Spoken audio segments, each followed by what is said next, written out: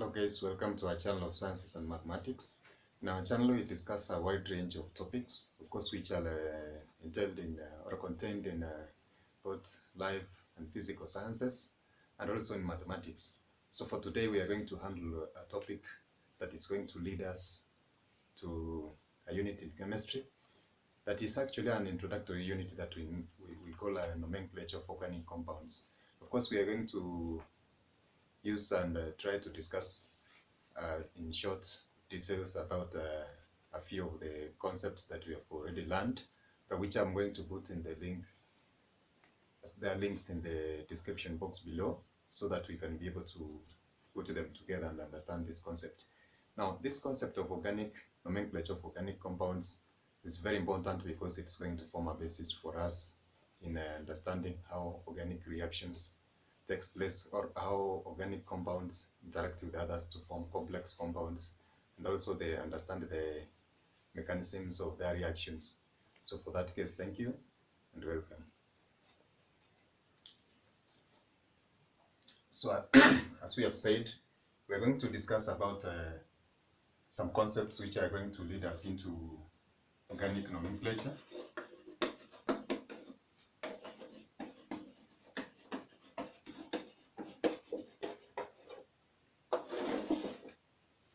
And this basically entails the naming of organic compounds, and it employs the use of what is referred to as the common names, as well as the IUPAC names.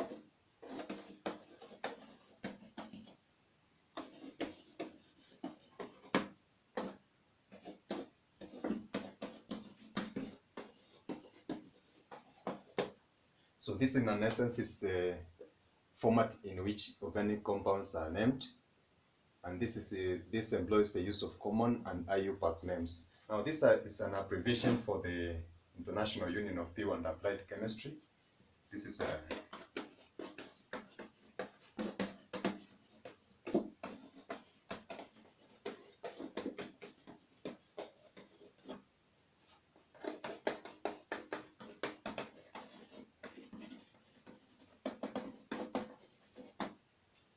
now this is analogous to standards that we discuss in both physics, also chemistry and mathematics, whereby we said that a standard is a measurement that is used, it's a universal measurement that is used to find out or to determine the measurements of other unknown objects.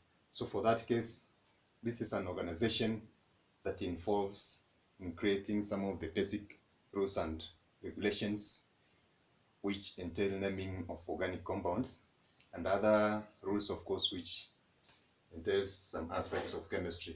So we can have the same for physics and other subjects or disciplines, but for this case, this International Union of Pure and Applied Chemistry. So in our topic of discussion for today, we are going to see other concepts which are going to lead us into these two particular cases. Now, for instance, this one I've said is a common name. There are some compounds which have names which have been allocated to them, of course, which does not follow the Union of Pure and Applied Chemistry's basic rules, but these names still hold for some reasons, or maybe they have been accepted by an organization or a community of scientists, or the community that entails the scientists in the chemistry community. So for that case, we're going to look at a range of this, and our discussion also will entail some aspects of introductory topics which are going to give us a basis for understanding how some chemicals are named. Now, in our introduction, we said that the concept of organic chemistry had been in existence before, and it was assumed that all organic compounds were derived from living organisms.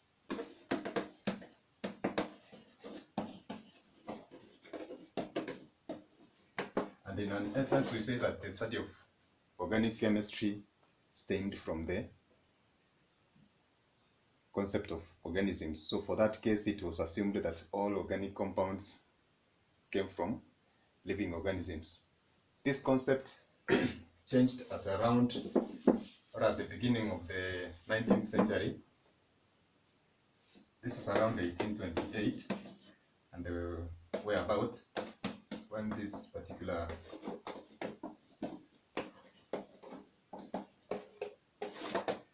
that particular individual came up with a concept of making urea from this is ammonium plus the cyanide ions to produce urea.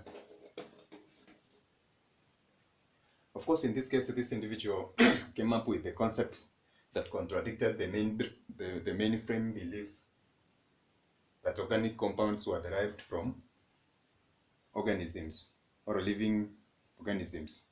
So in an essence, for him to come with an experiment that results in the production of what we consider to be an organic compound, then this one led to a new idea whereby people or the community, the scientific community, had a new idea that actually organic compounds can be synthesized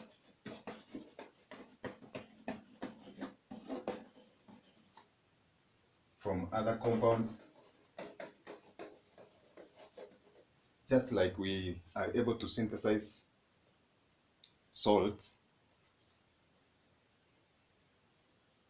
and other minerals. So for that case, this was a very fundamental concept that led or opened up to the idea of trying to come up with other compounds. Now we said that organic chemistry in an essence entails the study of compounds that contain carbon,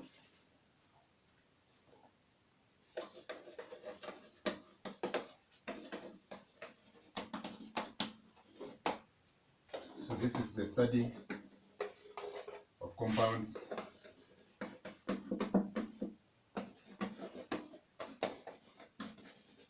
containing carbon. This can be expanded further to accommodate for other aspects of organic chemistry that do not necessarily contain only carbon. But in this case, also there are unique cases whereby you find that there are some compounds that contain carbon but are not regarded as organic compounds. For instance, this compound of carbon 2 oxide, carbon 4 oxide, diamond, graphite, and some polyatomic ions like the carbonates, of course, do not entail organic chemistry due to some historical reasons.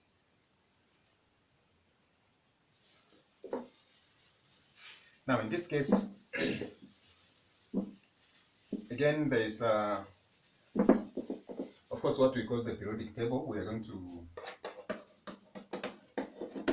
look at some properties of carbon, or maybe its position in the periodic table, maybe as a central compound that is involved in this particular study of organic compounds. Naturally, there are around 92 elements.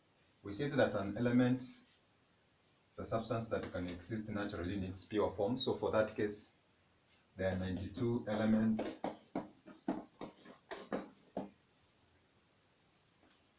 in nature, but the rest are artificial, which means they have been their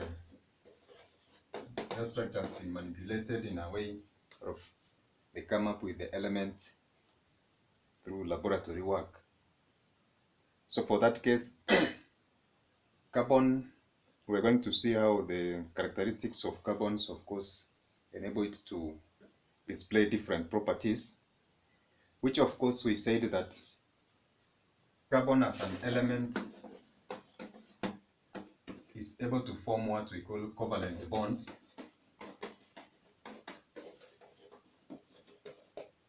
other compounds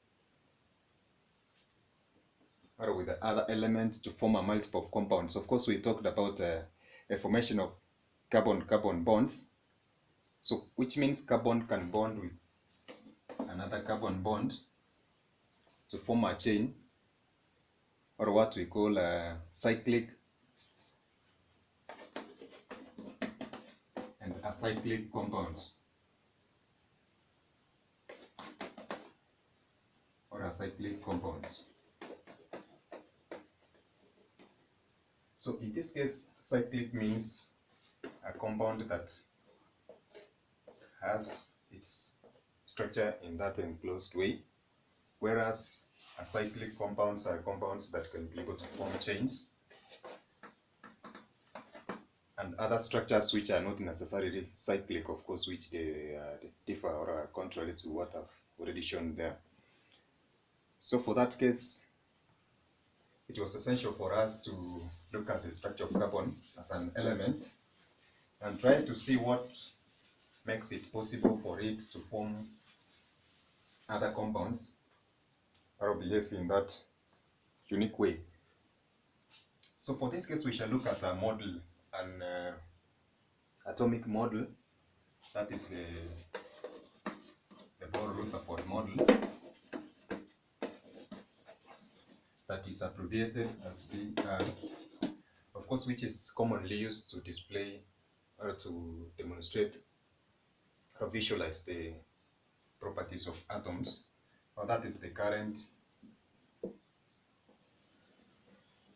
system that is used to show atoms or atomic structures. So for that case, this is the atom for carbon, and it has got what we call shells. These shells contain electrons, and for the case of atom, it has got two shells, the inner shell and the outer shell. So this is the inner one, and this is the outer shell. So these are shells. So these particular shells consist of electrons. So this is the Bohr-Rutherford model for the carbon atom that consists of two shells. So the electronic configuration for this particular atom of carbon will be given as 2,4, which means the inner shell consists of 2 electrons, while the outer shell consists of 4 electrons. Now we are going to look at what determines the stability of these particular atoms in as far as the periodic table is concerned. So for that case, there's a concept known as the octet rule that determines the stability of an atom, which argues that when an atom's shell attains the number of electrons, which are of course 8 in its, especially the second and the third shell, it attains stability because at that point it will no longer need electrons. So which means at that point the atom last energy level, the outer shell, which we're going to refer to as a valence shell, is full and it's no longer needing an electron. So in that state, we say that the term oct is a prefix for the word for an object that has got a concept of 8 units. So for that case, the octet rule states that when the valence shell has got 8 electrons, it is full and the atom is stable. Now, if the carbon atom has got an electronic configuration of 2 to 4, so which means it needs to attain 4 extra electrons for it to be full. So you'll find that some elements in the periodic table that are at both the extremes. Of course, the periodic table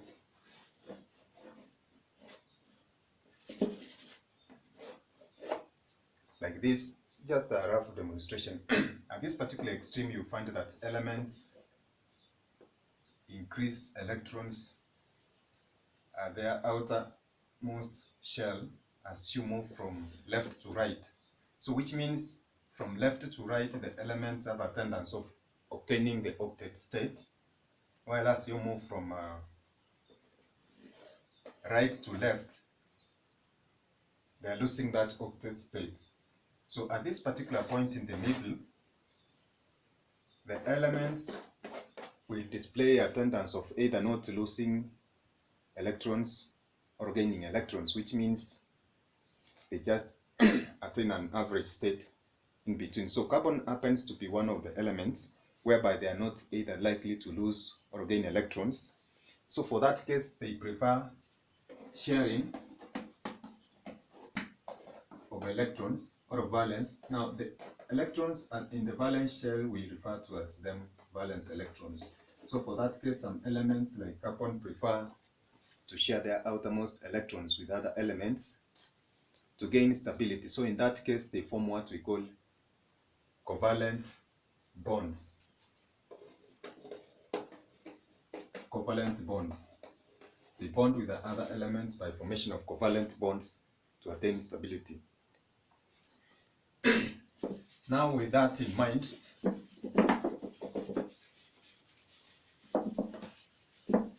with that concept of bonding in mind, then we will give a demonstration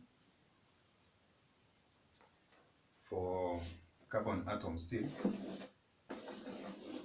whereby it has 2 electrons and 4 electrons in its valence shell. And then we find that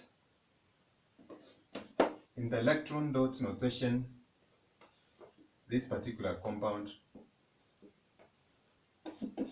can be demonstrated as such.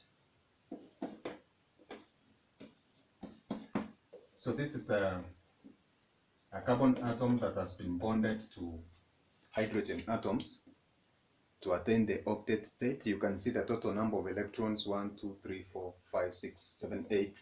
So this particular compound has attained an octet state, and we can say that the compound is now stable.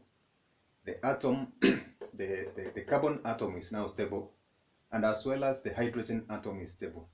There's a unique case that we have talked about, the octet rule, that we are going to see. The octet rule,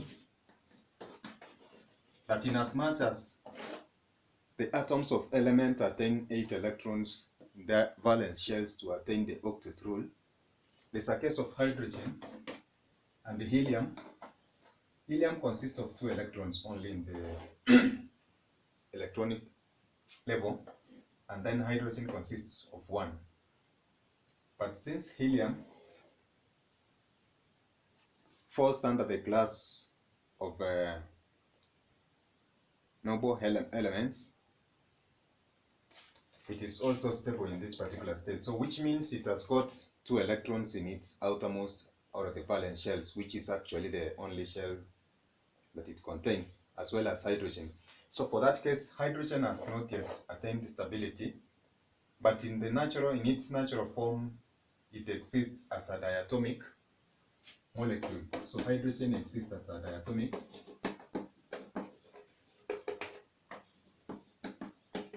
molecule. So which means it bonds with another hydrogen to form what we call a diatomic molecule. So in this state, you find that the electrons for this hydrogen has been bonded to another hydrogen from this one to form what we call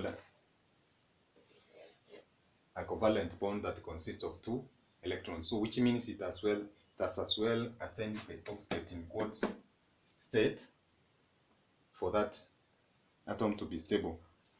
So for that case, those are the 2 exceptions for hydrogen and helium.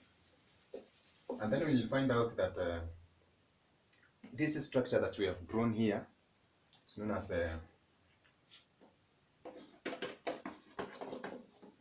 electron dot notation,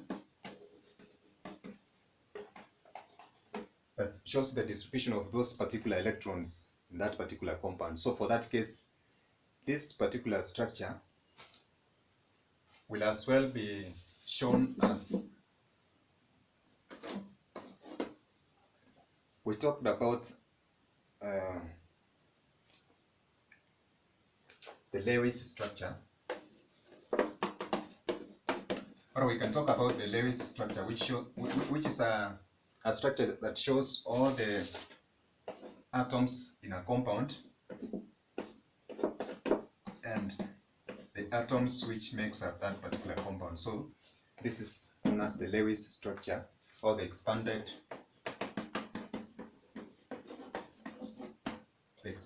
structural formula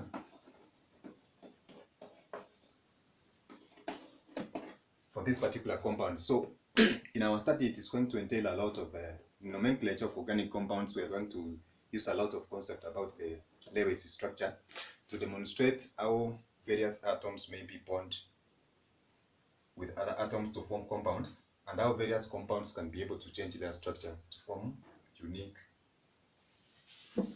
or other compounds as well.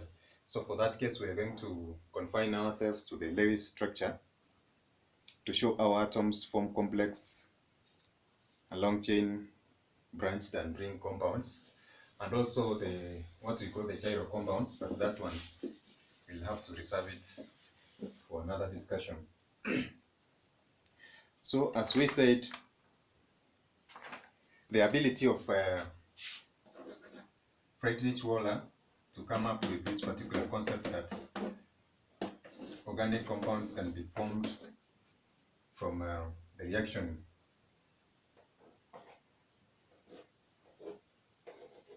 of ammonium ion and cyanide to form urea.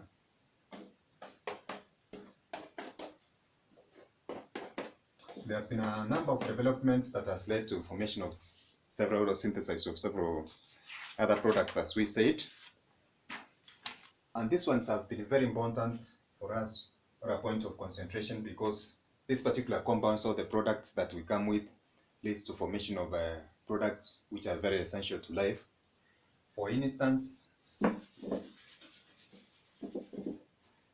now that one gives us the concept of the role of these particular organic compounds that result from the concept of organic chemistry.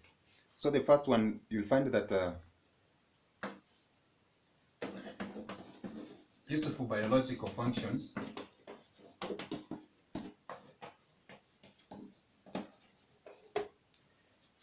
entails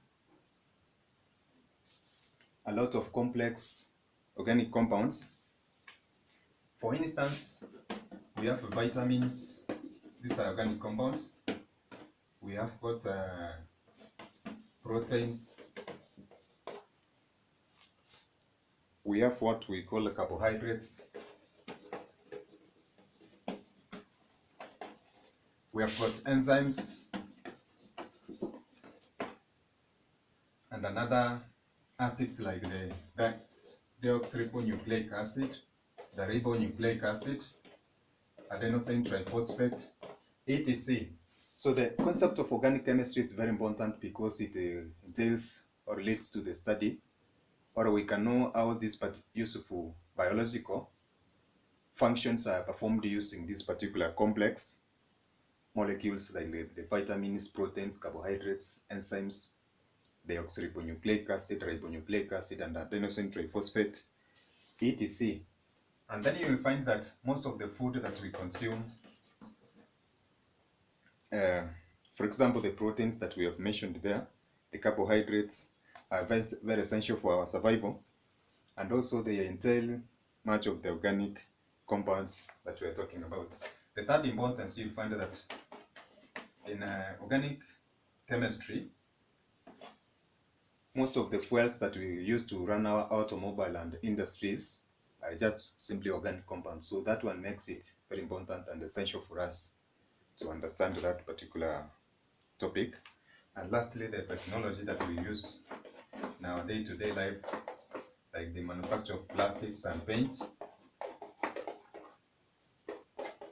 Paints actually is a concept of organic chemistry. So for us to come up with these particular products, we have in an essence to understand this topic in details. So having looked at that, also there's a concept that is going to assist us very much in knowing why the organic compounds have specific names.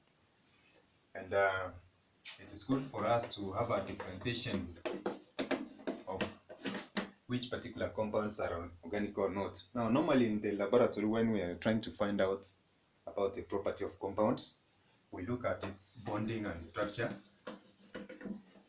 So we shall look at the bonding of organic compounds, but we have mentioned in summary about the covalent bonds, which are formed between carbon and hydrogen or other compounds, or the ability of carbon to form bonds with other compounds.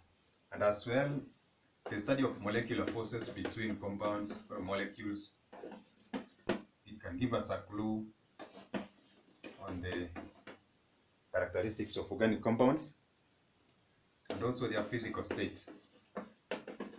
Now we shall see as we go ahead that the first four elements of the alkane chain are gases, and then the next up to number 13 are liquids, and then the rest are solids at room temperature. So for that case, their physical state is very important for us to understand their characteristic. And then in the laboratory, we can use the concept of flammability to know whether a compound is organic or not, because there are some which are going to display, or a wide range of them that are going to display similar properties. And also we can be able to test using solubility in water to know whether a compound is organic, or maybe displaying the characteristic of organic compounds or not. Last but not least, we can as well test the conductivity of the compound in water. This basically is electric conductivity of that particular compound in water. So for us to know whether a compound is organic or not, we have said that organic compounds are made up of carbon. Of course, we are going to see that since they are made up of carbon, and we are going to see about their functional groups, you'll find that a functional group is the one that determines the chemical and physical properties of a compound. So if in an essence they have carbon, there's an aspect whereby they are going to display some properties which are coherent, or the ones that differ. So for that case, it's going to differentiate, it's going to assist us looking at these particular aspects. It's going to assist us differentiate whether a compound is organic or not. So when carbon forms bonds with other compounds, it displays some unique properties, especially for the case of hydrocarbons. Hydrocarbons are compounds that are made up of carbon and hydrogen only. So for that case, when they form their compounds, they form what we call carbon chains. And also, we talked about cyclic and acyclic molecules. So this one means carbon bonding with another carbon to form a long chain carbon compound, of course with other elements. For the case of organic chemistry, we have said that that one will consist of only carbon and hydrogen. While for cyclic compounds, in the structure of molecules, we shall talk about the line structure of molecules. So this one is using the line structure of molecules for cyclic. This is cyclic, and this one is acyclic. So for this cyclic, at every junction between a line, there's a carbon atom, which of course will require to form 4 bonds. So basically, if this carbon atom is joined with another carbon atom, there are 2 hydrogen atoms at this particular point. So that is the point that we have shown. So we saw that in the condensed, or there is a a format for demonstrating this particular molecule is known as the condensed formula structure, whereby the carbon-hydrogen bonds are not shown but they are there. So which means there's a carbon-hydrogen bond there and the hydrogen bonds are not shown for the sake of simplicity. So you will find that in this particular combination of carbon and hydrogen that leads to the formation of chains, it displays the property of forming single bonds and also double bonds and also triple bonds in this particular hydrocarbon series. So for that case, we shall look at that. Now in demonstrating the single bonds, they are demonstrated like that, and for double bond, it's the bonding between carbon-carbon that contains a double bond in between, and that is a rough demonstration for the triple bonds. We're going to look at the specific properties and the specific names that are used for that. For this case, we can mention that the hydrocarbons that form single bonds are known as saturated hydrocarbons, and for double and triple bonds we call them unsaturated. Now, remembering from the concept that hydrocarbons are made up of carbon and hydrogen alone, now for the concept of saturation comes from the point that these particular double bonds do not consist in a maximum number of hydrogens in their structure, so that is why they are being referred to as saturated and unsaturated. And as far as the single, double and the triple bonds are concerned, now there's a property also that we need to look at quickly, and this is the concept of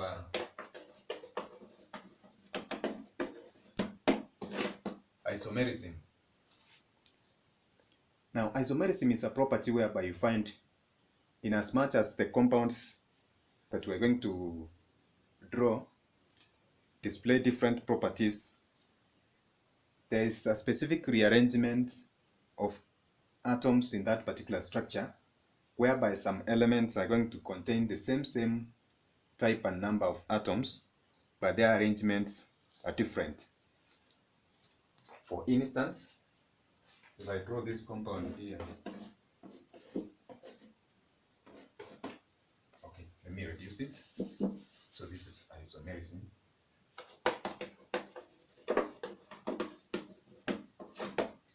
We'll check on this compound. From the functional group, we're going to see which kind of compounds that one is, but I want us to look at its specific structure. And then we compare it with this other compound.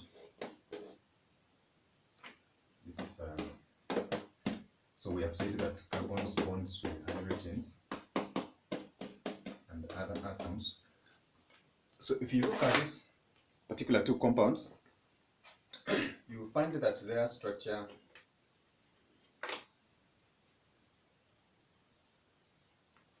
or their molecular structure, these are molecules, so their molecular structure will be containing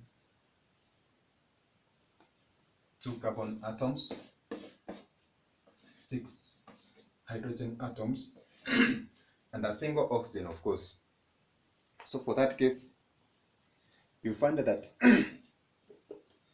these particular compounds consist of the same structural, the same molecular formula. This is a molecular formula, but it's the same, but their structures are different, because if you can look at the location of the oxygen molecule, it's in between the carbon atoms for this, but for this it's in between the hydrogen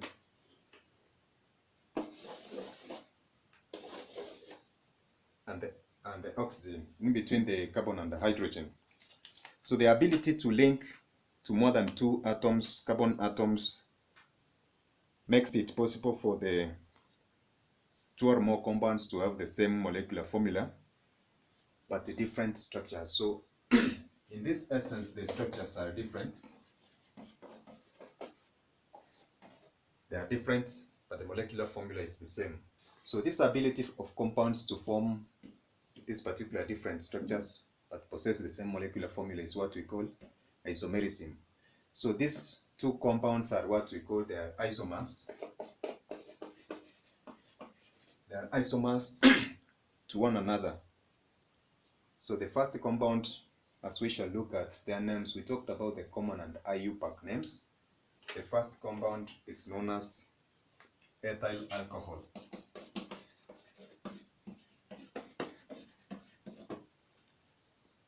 You can see they possess the different names, and the other one is known as dimethyl ether. Whether I can write the name, of course. So dimethyl. So ethyl alcohol and dimethyl ether are isomers of one another. They have the same molecular formula, but different structures. So this property of hydrocarbons is known as isomerism.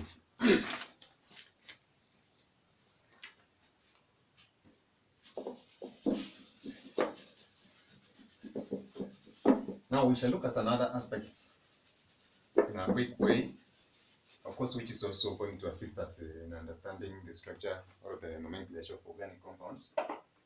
And this is known as functional groups. Of course, there is a common way for us to understand functional groups if you have gone through the first video that we did. Of course, I'm going to put a link in the description box. But we're going to look in a summary about the functional groups.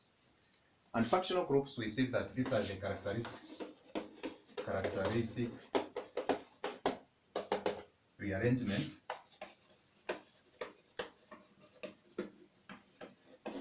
These are the characteristic rearrangement of atoms which define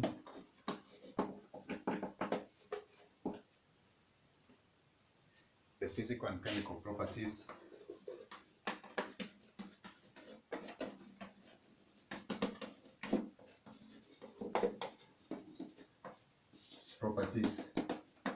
of a class of organic compounds.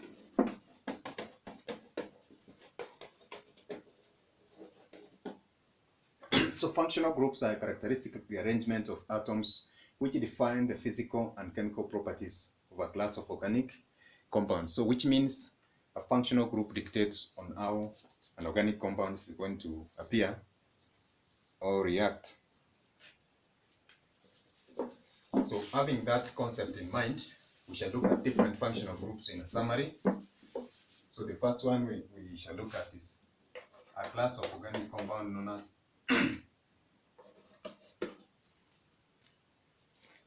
alkanes. Of course, we should just have a look at alkanes. The first one. Alkanes are going to form a basis for us in naming organic compounds. So this one is very important. So for alkanes, that is, of course, they do not have a functional group, but just we can just demonstrate them as such because this one is not going to dictate their reaction. And in an essence, since the functional group dictates the reaction of on organic compounds, they don't possess one. So in an essence, their range of reaction is very minimal. And that one gives them an ability for them not to be all that much significant. Although we shall look at some of them which are important, like the fuels that we talked about, from a range of alkanes.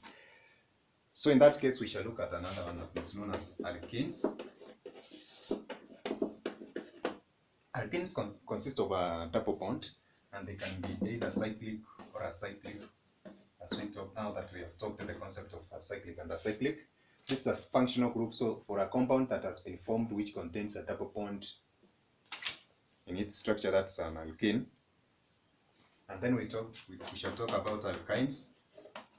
Now alkynes consist of triple bonds in their structure, and then alcohols. Now for alcohols, they contain an O in their structure, so that's a functional group for alcohols. Now we have ethers. We talked about dimethyl ether and the alcohol that we demonstrated as isomers. For that case, for ethers, there's an oxygen between the carbon atoms. So that is the structure of their functional group. And then for aldehydes, there's a class of organic compounds known as aldehydes. For aldehydes,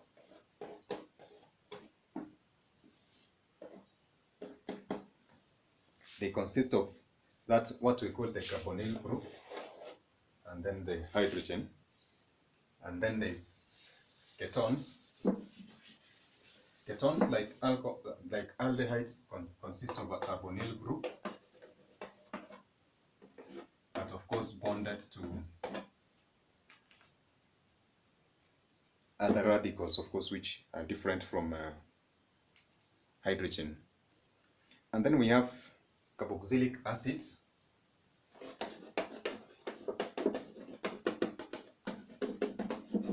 Now, carboxylic acids have a structural formula, have a functional group that appears like this. So it as well has what we call a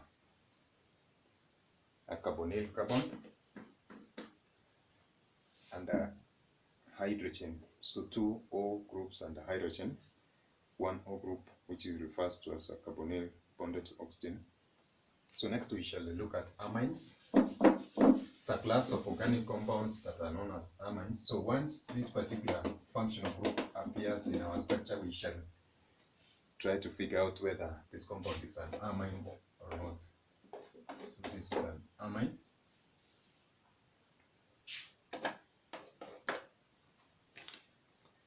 And then next we have what we call amides.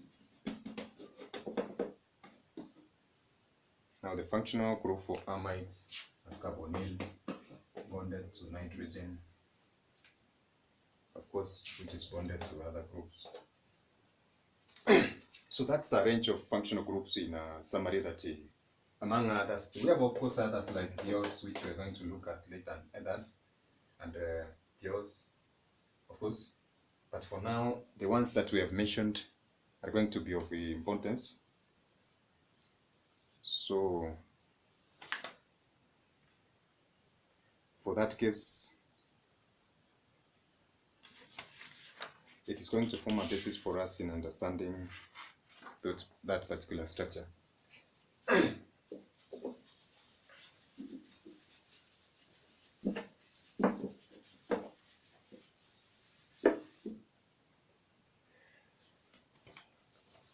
So guys, we have come to the end of the first session for an introduction to organic nomenclature.